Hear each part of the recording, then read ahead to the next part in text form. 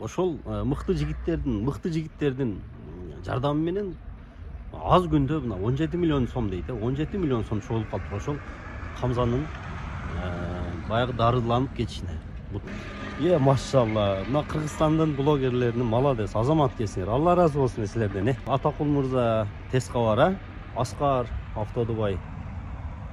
Мына азамат болот экен да. Мына кече Хамза деген кичинекей бөбөгүбүзгө бүтүндөй өлкө, бүтүндөй Кыргызстан жапа турмак жабышып жардам кылып атат да. Бул вообще мындай өтө бир сонун нерсе болду. Молодец. Мына бул биздин мына активисттер, мына блогерлер, ырчылар, дагы ким Умарданов келиптир кече Бишкекте алдагы жүрөт. Анан мына чоң суммалардын аябай бекитип, баягы казынага жатып албай, соопчулук иш үчүн деп берип аткан инсандарга да Алла ыраазы болсун. Ошолордун берген соопторун Аллах Таала эки эсе кылып кабыл кылган болсун.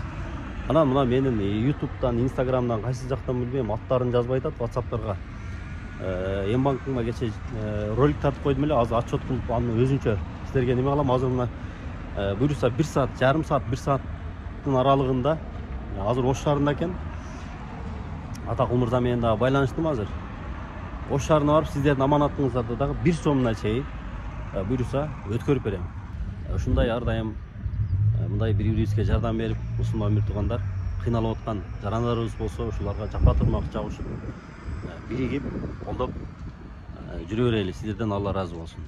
Жана ошондой эле мен дагы ыраазычылык билдиргим келет. Мен өзүмүн аз да болсо, кичине болсо дагы өзүм аудиторияма YouTube'данбы, Instagram, TikTok'тонбу, кайсы жактан салып атышат билбейм, акчалар келип атат эмбанкыма менин дагы.